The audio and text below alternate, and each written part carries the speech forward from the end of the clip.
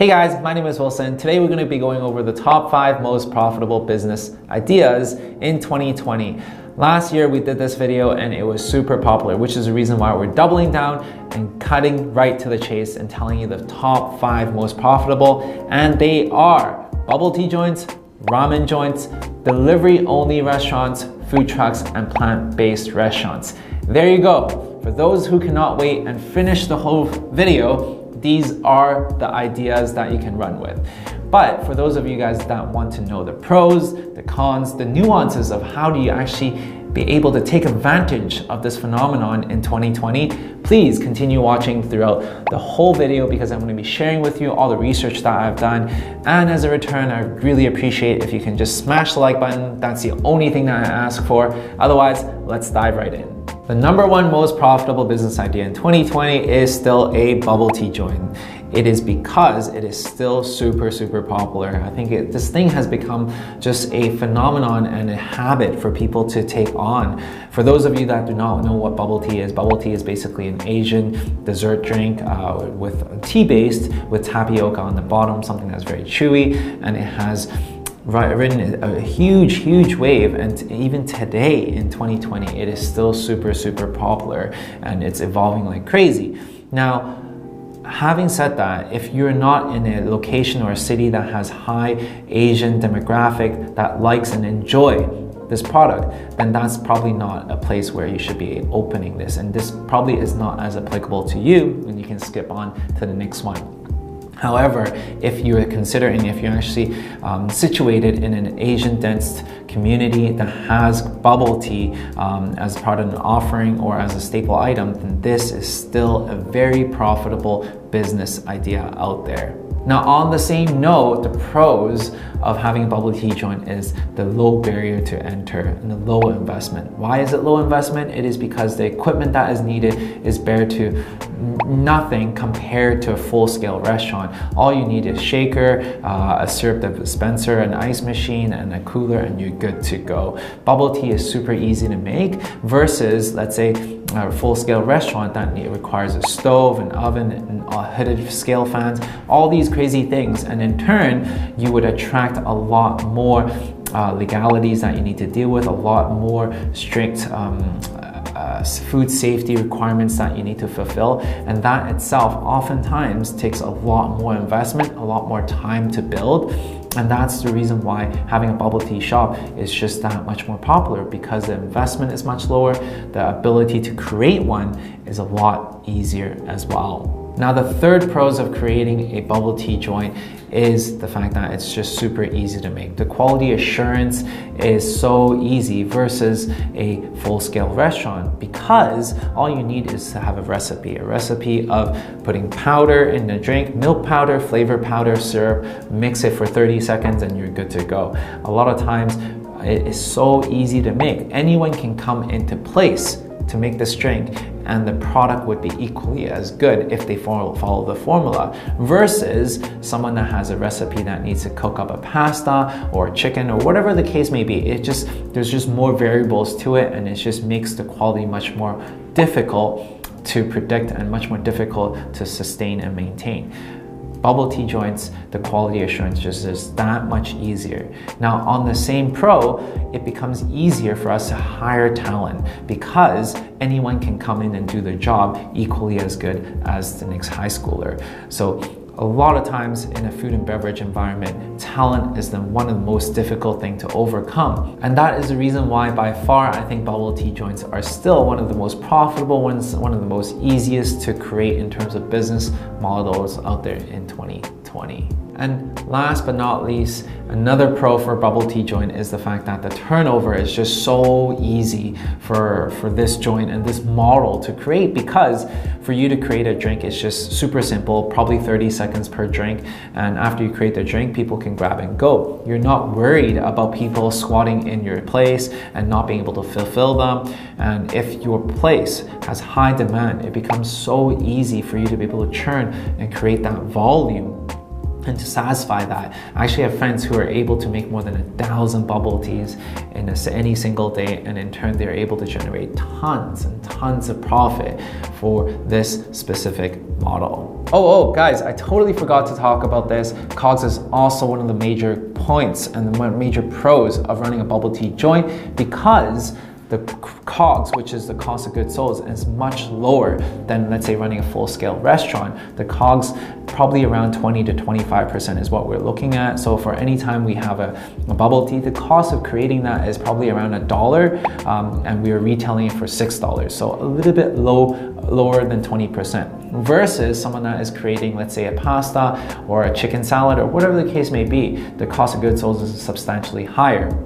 On the same note, operating a bubble tea shop and maintaining the COGS is so much easier because everything is portioned out properly to the sizing, which in turn becomes a lot more efficient. So there's less spoilage and less areas for people to either steal from you, or less area of where the COGS goes missing. Whereas, let's say if you're running a restaurant, it's a lot easier for your chicken to go expired, for your chicken to be someone to be selling your chicken out, or like your staff going out there and eating all your chicken, and all these things that can go wrong, which in turn brings up your cost of goods sold. A lot of times I see restaurant COGS at 30 to 35%, which in turn becomes your profit. The better you're able to maintain your COGS, the better, more profit you can put in your pocket. And this is talking from experience, because at 720 Sweets, we sell bubble tea as well. And the reason why we still sell bubble tea, it is because it is still one of the most profitable business models out there in 2020. Now, after all the rave about bubble tea, there are tons of cons of this business model. First of all, it is super competitive, okay?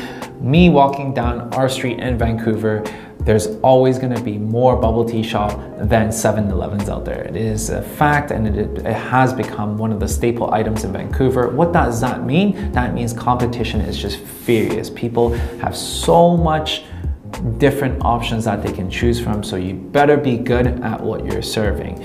Now, with any profitable business models, there's always going to be super high in competition. So be aware of whether this opportunity still exists within your area. If, for example, you still see 1 or 2 bubble tea shops around your area and they're always packed, then that's probably an area where there can be room for another bubble tea joint, okay? Now, the second cons of running a bubble tea joint is the low ticket item, okay? It is a very low ticket item. And what does that mean? A low ticket item means that you need to run the volume game. You need to sell a ton in order for your math to make sense, in order for your business model to make sense.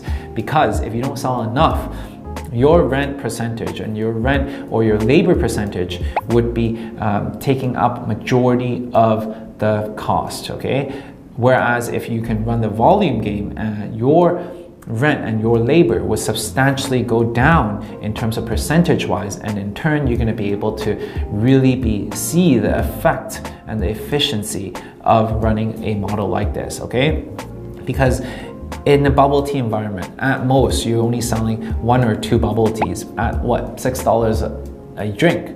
Whereas, let's say in a full-scale restaurant, anyone that goes in can go for a ticket price of $50, $60, and in turn you make more money from less people in those restaurant environment.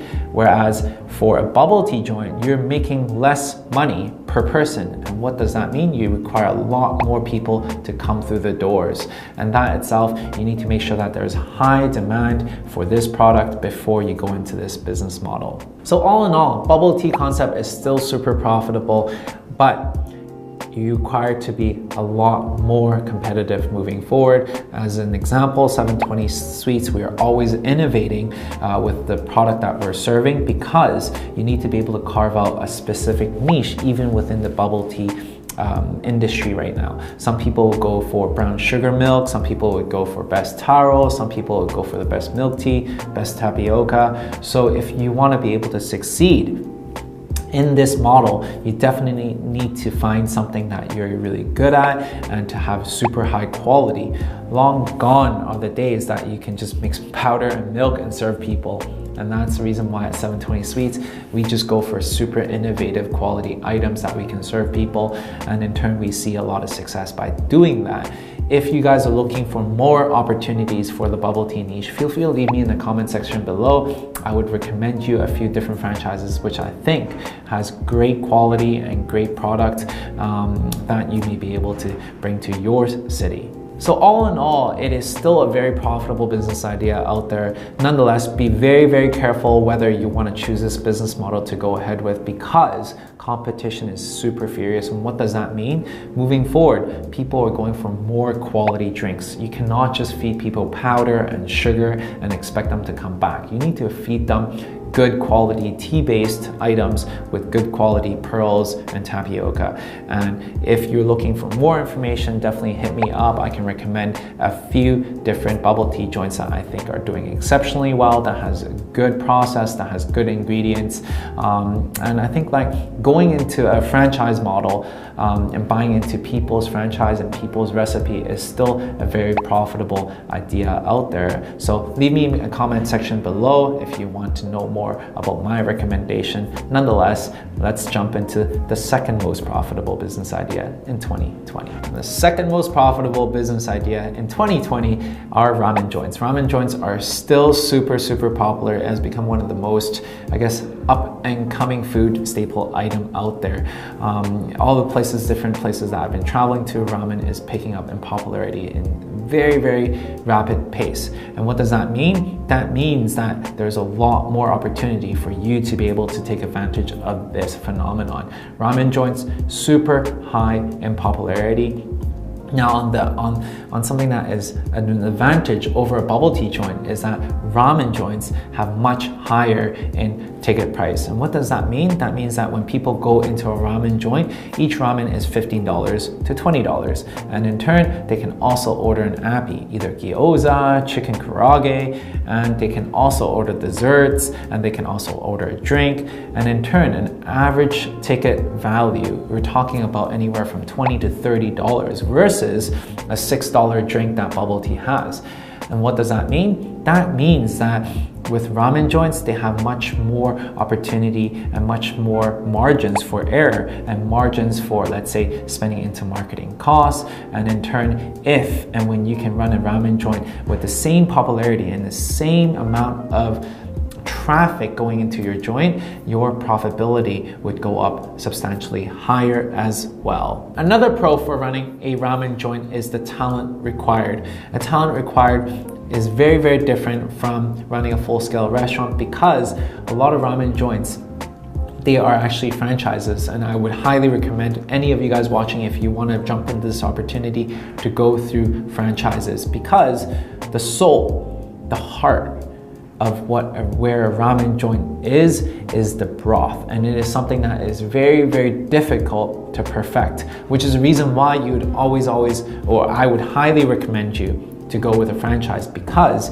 they already have perfected the broth. They already have done all the R&D. All you have to do is follow the process, follow the recipe, and you're good to go. And what does that mean? That means that it's so much easier for you to hire people to follow these process as opposed to, let's say, any other restaurants out there. And a very special thing about ramen joints is their etiquette, okay? Every time I go to Japan, I go there's no reservation. You need to stand outside, line up, and when it's your turn, you have to order one ramen at the very minimum, okay? So if you're taking up a seat, you have to order.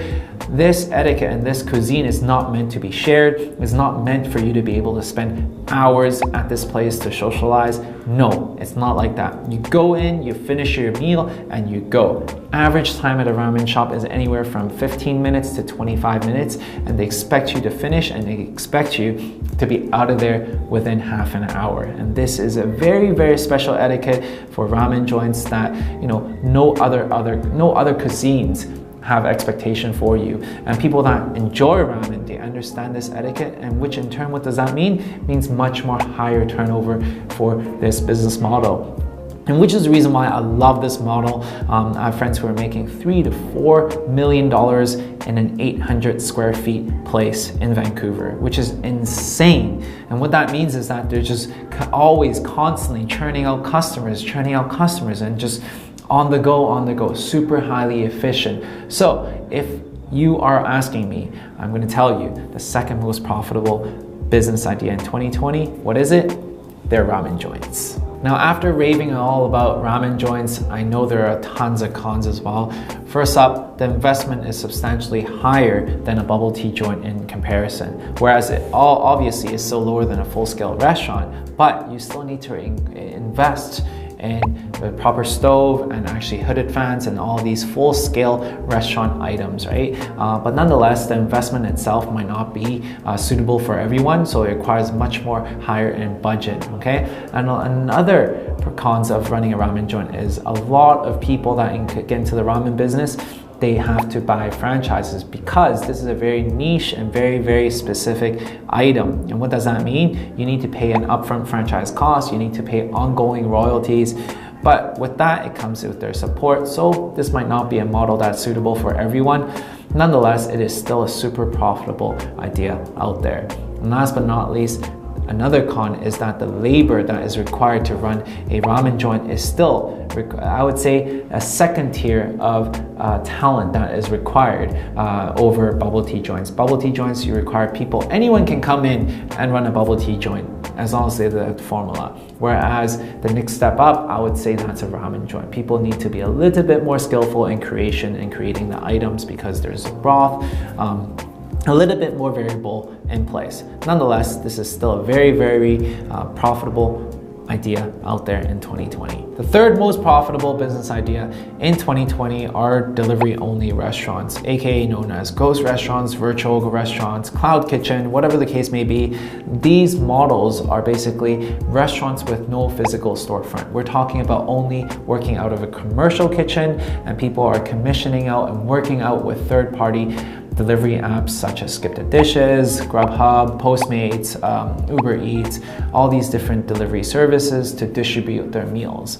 This is a very, I guess, like new business model that is like gaining tons of steam. Even the ex-CEO of Uber, Travis, has raised more than $400 million creating their own cloud kitchen to be able to service this type of business model. We're talking about Stevia Aoki creating their own pizza brand using this model as well. Food delivery service as an industry is expected to be more than $70 billion in 2022. We're talking about an industry that is going to be picking up tons of steam, and this is still, we're talking about the forefront of this whole model. And nonetheless, this is the reason why I'm super, super excited to share this model with you. This is the next most profitable business idea, and we're going to dive right into the pros of running this model. Now, the pros of running this model, there's just so many pros. You know what? At the end of the day, you don't need to go through the huge investment of buying your own equipment, to go through all the licensing, to go through the food safety requirements, to understand how the nuances of building out your own kitchen. You don't need to understand none of those. All you need is to go through this kitchen, and it's already all provided for you. You don't need to get your own food license. You don't need the major investment that you're gonna be able to throw up front just so you can build a restaurant. All you require is to be able to rent a spot in a commercial kitchen that can service this type of needs. That itself is a huge pro,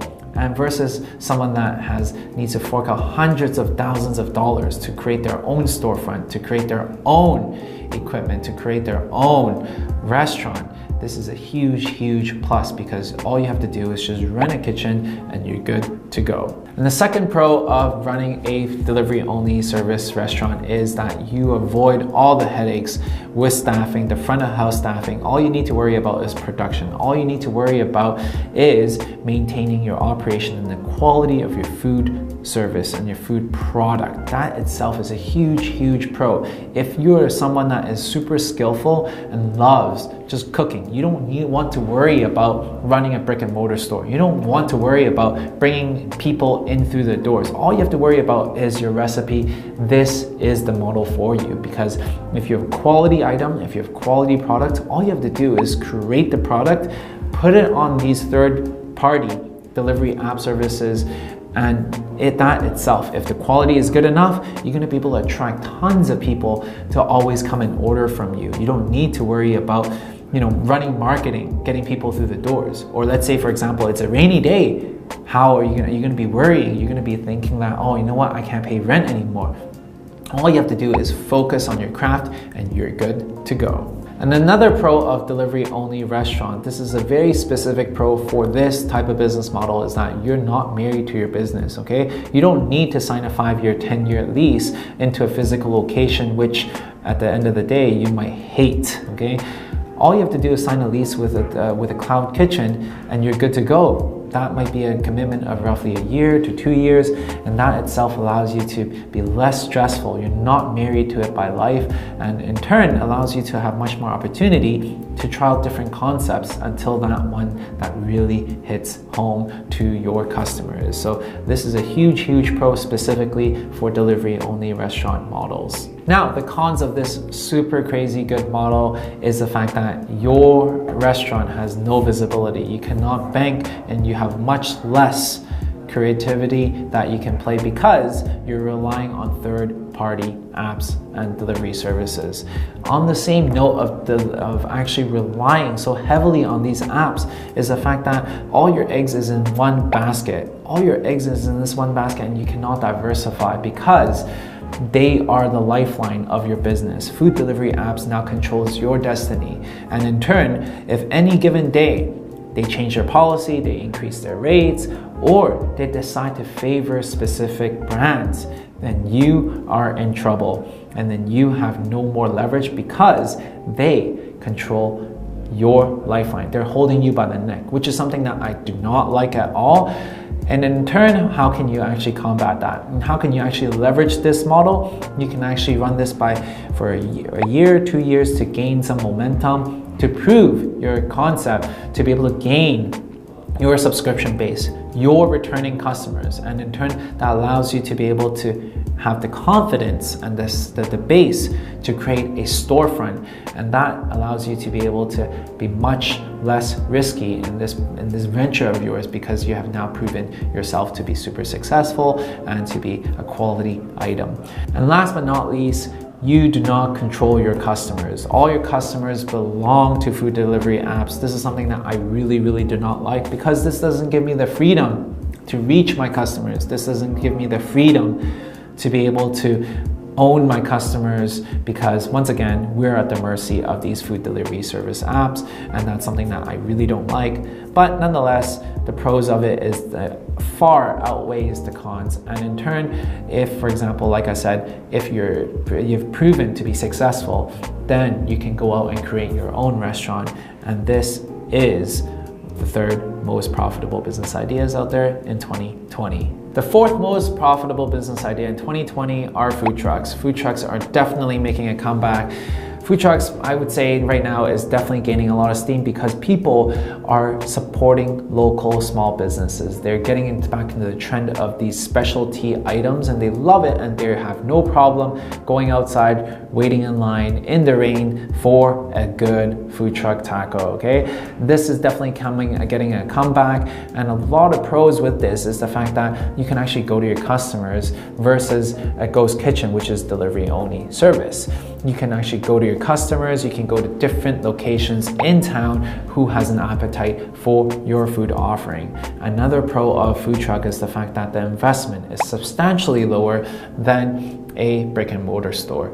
The investment is somewhere around $100,000 to $200,000, and in turn you actually own this asset that you can sell in the future, versus you being strapped down into a physical location to a 5-year lease, 10-year lease, and that itself is a huge commitment that not a lot of people like. This itself becomes a very good business model that fits a very specific type of people that can drive around. They're not honed and they're not held down by this physical location. And this is the reason why it has made the list of the top 4 most profitable business ideas in 2020. Oh, and an added tip with food trucks is the fact that they can run to a lot of different events, and usually at events they are the most popular item, because that's the only choice that they have. And in turn, food truck owners see a certain spike and this becomes part of their business model, that they can go to different events because those are guaranteed traffic and in turn guaranteed business for them. Now, on the flip side, the con is the fact that you're always on the road. It's very, very difficult to be on the road. It is very exhausting because you don't have a physical location which you can just go in and clock out, because you're always chasing after that business. On another note, the con is the fact that weather might be a concern. If the weather in your area is always raining, then it becomes a half a year operation. So in Vancouver, food trucks are super popular during the summertime, whereas the wintertime, right now it's snowing outside, and the food trucks are all out of commission. And that in turn limits the amount of days that you can be in operation and the quality and the service that you can provide to your customers. People might think that you're not as relevant, and that itself is a con of this business model. Nonetheless, this business model is only attractive to a very certain type of people that might, for example, want to try out different business ideas. In Vancouver, we have a ton of food trucks that is out there creating an experience for people, testing out different formulas, testing out whether there's a demand for their offering. And in turn, they turn into a business, they turn into a storefront, and that's usually how the model works. We have 3 different restaurants off the top of my mind